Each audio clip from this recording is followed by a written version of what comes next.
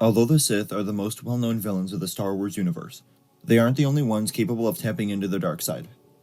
First introduced in the Clone Wars animated series, the Nightsisters also had a unique connection to the dark side of the Force. And now, with the debut of the Ahsoka series, these witches are finally appearing in live action. The 2-episode premiere of the Ahsoka series revealed that Morgan Elsbeth is a member of the Witches of Dathomir. So before we go any farther into the Ahsoka series, here's everything you may need to know about the Nightsisters. Also known as the Witches of Dathomir or Daughters of Dathomir, the Nightsisters were a clan and ancient order of magic-wielding female Dathomirians who lived on Dathomir, a planet bathed in dark energies. These dark side users were able to perform their arcane magic by tapping into the magical ichor that flowed from the depths of their planet. According to a commonly told story, the first of the ancient Nightsisters were trained in the ways of the Force by Alia, a female Jedi who the Jedi Council had sent into exile on the mysterious planet of Dathomir. However, the Jedi Council had no records of an exile named Alia, and the Nightsisters themselves had other contradicting tales about their origins. When the Frompath came to Dathomir, they exploited the natural resources of the planet. The Nightsisters opposed this technological invasion, forming a symbiotic alliance with the Rancors, in order to drive out the coloners. They mounted them in combat and succeeded in driving the colonizers out of the soil of Dathomir. Knowing that technologically advanced aliens posed a threat to covens, the Nightsisters modernized some of their weapons, such as their energy bows. According to legend, the Nightsister Zeldin went after the Sith Darth Keldoth after he stole a burial pod from Dathomir. Zeldin attempted to manipulate Keldoth into causing his own death out of revenge, but Keldoth was aware of Zeldin's presence, exploiting their connection before trapping her consciousness within his mind. A period took place known as the Golden Age of the Nightsisters. The clan flourished, and the separate Nightsister clans lived in harmony. However, the era nearly came to an end as the clans drifted apart. However, the new clan mother Telzin kept the clans together, unifying them into a single clan.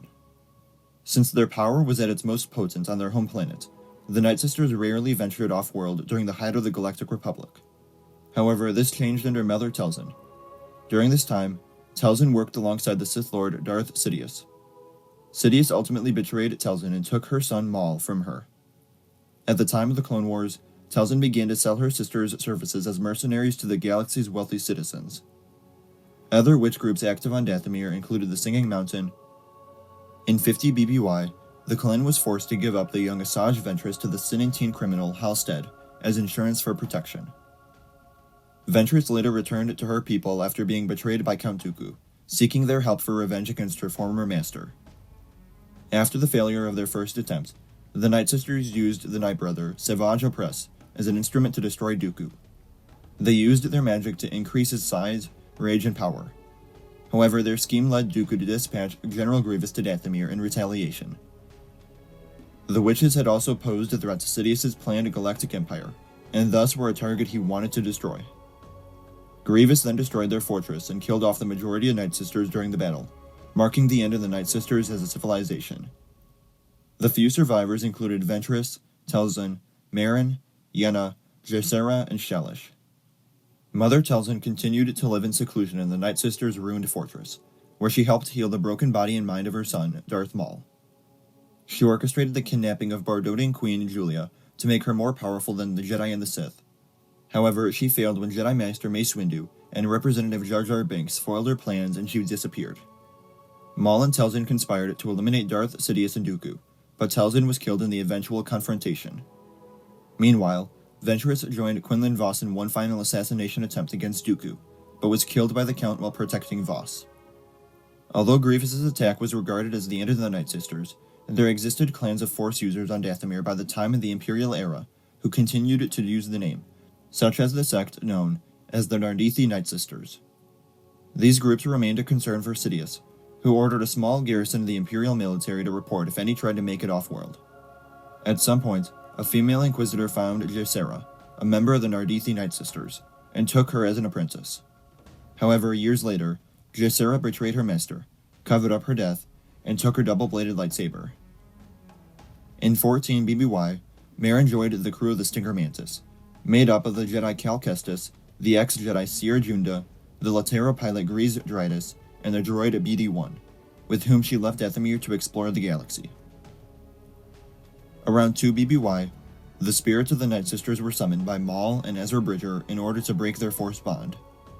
However, the spirits attacked and possessed Kanan Jarrus and Sabine Wren. Although Maul abandoned the fight, Bridger was able to destroy the source of the Nightsisters' powers, the altar, and the spirits disappeared.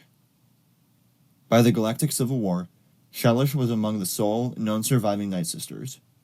During the lockdown in the Anoit sector between 4 and 5 ABY, she taught the ways of the Force to a smuggler from Burnin Khan, who ultimately emerged as the leader of the uprising.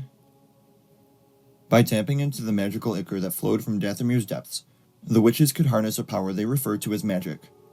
The most powerful of the Nightsisters could use that ichor to create objects out of thin air, transform people into ghostly versions of their true selves, and even reanimate the dead.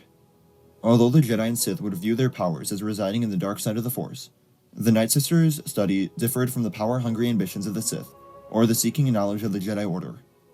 In actuality, they made little distinction between the light and the dark, though their techniques were frequently dark in nature. Nightsisters viewed everything as tools to ensure their clan's ultimate survival, and would bend or discard such tools without remorse, pity, and regret. Due to this mindset, they could avoid the passions and rage that swayed the Sith, while wielding powers the Jedi withheld tapping into. Some Nightsisters believed in the winged goddess, a deity of life, fertility, and divination, while some others believed in the fanged goddess, a deity of death and the hunt.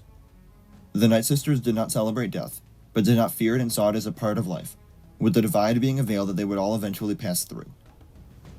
Considered formidable Force wielders, the Nightsisters are known to wield different powers compared to other Force wielders derived from incantations and spells. While rumors persisted about them being powerful, only strong leaders within the Nightsisters had power that could contend with a fully trained Jedi Master or Sith Lord. As young initiates, Nightsister witches undergo training as children to master their power over magic. An important component of training was that a Nightsister had to master their power, without losing control and giving into the dark side completely. The Nightsisters also used spells to create incantations of dark magic that gave them supernatural strength to their best warriors. What did you think of the Ahsoka premiere? Let me know in the comments below. Remember to like the video and subscribe for coverage of the Ahsoka series as a new episode premieres every week. And remember to follow me on Instagram, Twitter, and TikTok. Thank you all for watching, and remember, the Force will be with you, always.